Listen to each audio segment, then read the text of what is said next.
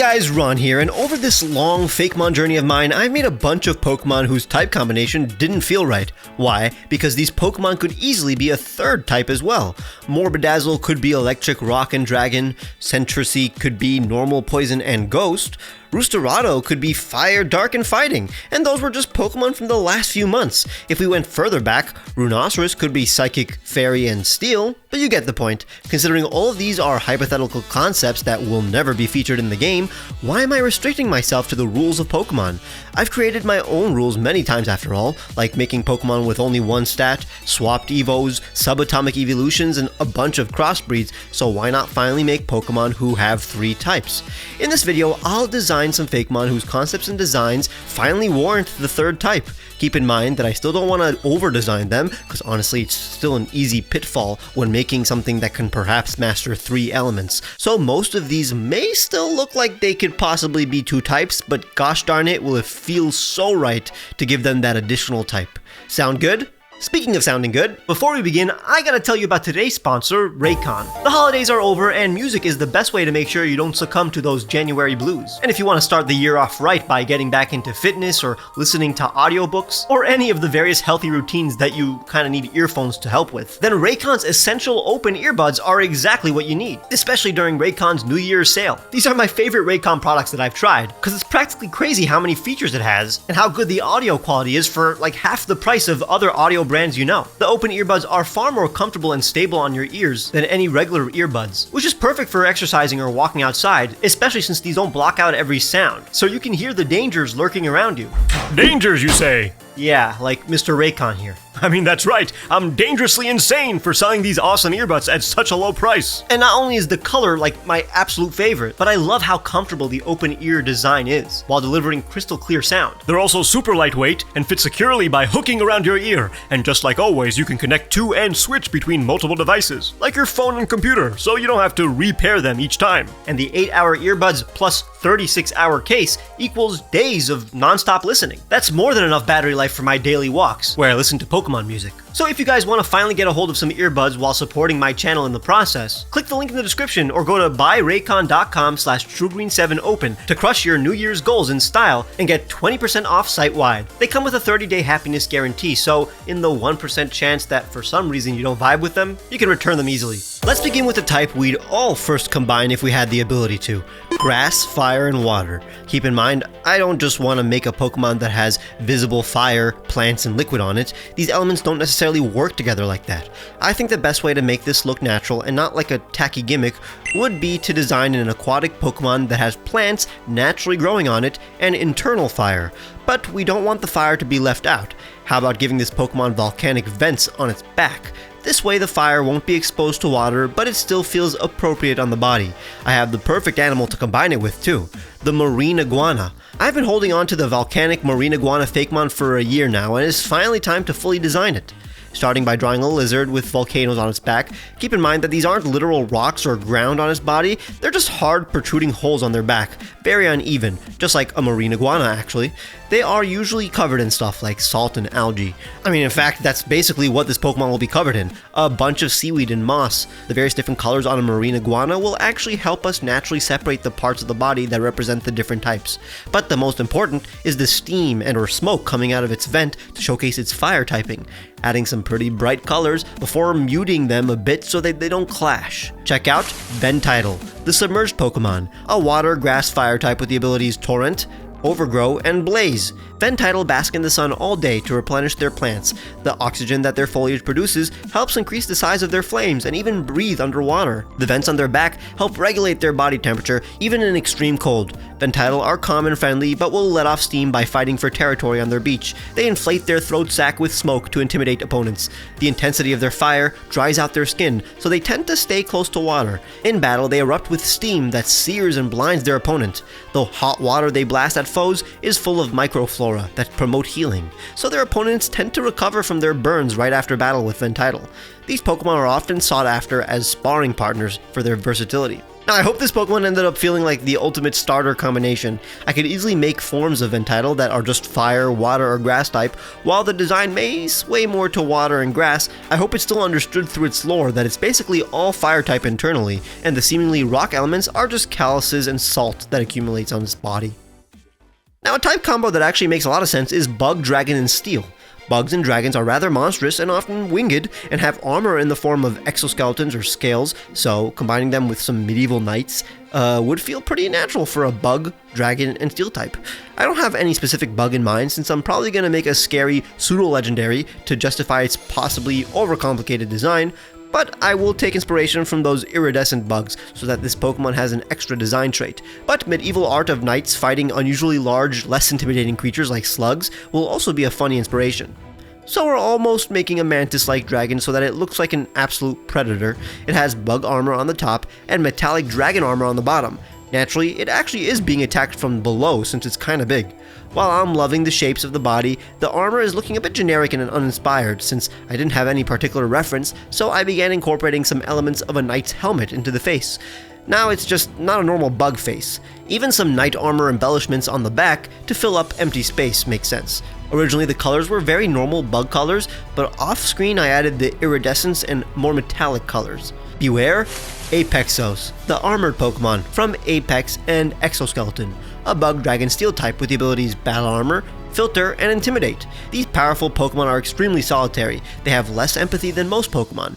Apexos will easily catch prey with brute force and zero stealth. Their colorful exoskeleton actually helps warn its prey of its presence, but they rarely escape. Multiple flocks of rival flying types must ally with each other to take down a single Apexos. Their delicious innards are protected by resilient armor. Apexos have been feared by humans for centuries before Pokemon training became common. Over the last few decades, it was discovered that Apexos are quite affectionate and able to be tamed by polishing their hides. They are extremely grateful to those who groom the crevices between their armor plating. I had to come up with a way for this Pokemon to be domesticated, or else it would feel too feral to believably be in the possession of a trainer. But this is definitely the kind of Pokemon that a champion would use. I would love to make potential Prevos to complete this pseudo-legendary line.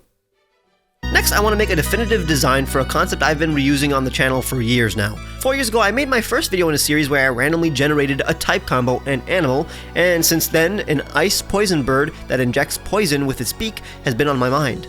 I went in a completely different design direction with it in the last year's video where I designed an entire region in an hour, and I think I want to finally fully design that. Now that we can utilize 3 types, I can add the flying type for a complete concept. Oh goody goody. So imagine a bird that is sharp, needle-like beak that honestly looks like an arrowhead, icicle head crest, and belly in the shape of a flask. Just a big alchemical bird. In reality, I'm taking a huge amount of inspiration from those drinking bird toys that even Porygon 2 is partially inspired by. That's why its tail looks like that. Filling it up with a potion and giving it a long stilt leg so that it can keep out of the snow. Its wings aren't too sharp here, but in the final design they will be more icicle-like. The colors are very artificial looking, almost like the lollipops you'd get at a pediatrician, or even the colors of a pediatrician's office. It makes you feel uneasy. It personally reminds me of going to get a shot. It just doesn't feel inviting. This is Potion Nest, the brew Pokemon, an ice, poison, and flying type Pokemon with the abilities Clear Body, Ice Body, and Natural Cure. Potionests spend their time flying around and searching for rare berries to incorporate into their miraculous brew. They will consume various ingredients to concoct the powerful potions that are stored within their chilled body. They go through many trial and errors to create their medicinal potions. Most of their failed brews are highly toxic.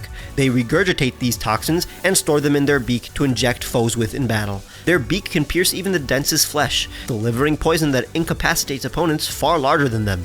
Once Potionist has finished making their medicine, they decrease the temperature of their body to store it indefinitely. They feed their young this potion to allow them to grow healthy. Not gonna lie, this was originally a superficial mon that simply injected poison, but the idea that their toxins are actually failed medicine and that their body is cold to keep their potion from spoiling is making me fall in love with this concept even more. Even the flying type helped flesh out the Pokemon, allowing them to travel and search for ingredients. We're unlocking so many possibilities with the third typing gimmick. Electric feels like something that can be added to anything, since I mean all creatures produce electricity if you think about it. Electricity can be used to shock an opponent through physical or special moves, like most types, but I feel like the idea of an electric type that physically tases you with their limbs is beautiful. A feisty electric fighting type is good, but what if all this rage was contained within a cute and pretty fairy type Pokemon? A fluffy creature like a rabbit would be nice, but to contrast this cute Pokemon with sharp and dangerous aspects, we could give it electric horns and make it a jackalope. An electric jackalope isn't a new concept for a Fakemon artist, or even this channel, so let's hope this additional fairy typing will be enough to differentiate it. So imagine a traditional bipedal rabbit Pokemon with horns that look like lightning bolts and fluff on its tail and neck that look like storm clouds. Its big meaty arms are extremely muscular, basically a rabbit that is more arm focused than leg focused, making it a bit more unique.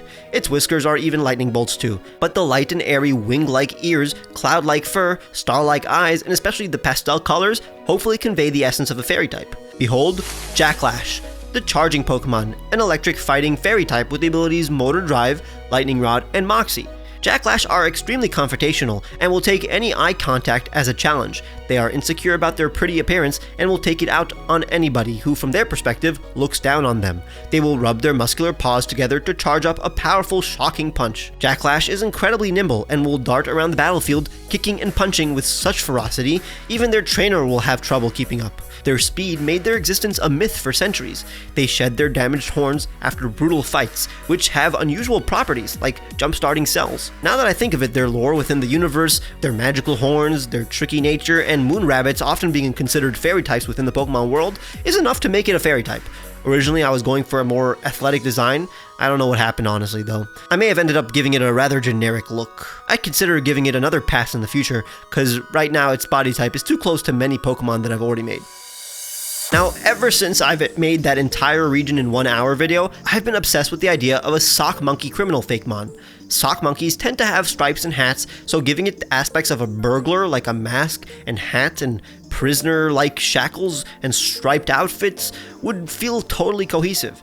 Naturally, we're leaning towards the dark type, but I think regardless, a possessed sock puppet Pokemon would totally be a normal ghost Pokemon. So we'll combine these three types to make an imprisoned ghost. So imagine a sock monkey, but a bit buffer, with a huge upper body. Now its head is extra padded to look like the hats that a sock monkey often sports, but it'll be stylized to look like the hat of a traditional Western burglar, with the bottom of the hat looking like the giant brow of a chimpanzee, the prison stripes, and a will-o'-the-wisp on the head that works as a pom-pom on the top of a winter hat. Its tail also has this spectral flame, but it's not actual fire, just a representation of its life force. And finally, patterns around the eyes that look like a bandit's mask. Colors that represent all three types, but also look supernatural. That extra pop of blue is easy on the eyes, too. Beware, Sakowai, the puppet Pokemon, from Sak and Kowai, meaning scary in Japanese, but also Saru, which means monkey in Japanese. A ghost, dark, and normal type with the abilities Unburden, Pickpocket, and Cursed Body. Sakowai are guided by the spectral light on their head to perform tasks like searching for food. They will always take the easy route and often steal what they need to survive. When met with resistance, they will swing their soft yet heavy arms around without much technique or form. Their padded pecs allow them to absorb blows without flinching. It is believed that this Pokemon has no nerves and feels no pain. The only way to stop their rampage is to touch their tail, temporarily paralyzing them in the process. However, holding onto Sakowai's tail for too long will drain one's life force. Honestly, a very believable Pokemon that could have fit naturally in like Generation 3. I'm glad that I could finally render this after a year of sitting on the idea, but hopefully you act fast and leave a like if you enjoyed and subscribe for more. If this video does well, a sequel is warranted. If you want to support the channel, consider clicking the join button to become a YouTube member or a patron on Patreon, both of which can get you cool rewards like seeing my videos days early, my discounts on merch, and my members Discord. But following me on Twitter and or Blue Sky is more than enough though. Check the description for the music I use, and I'll see you guys very soon.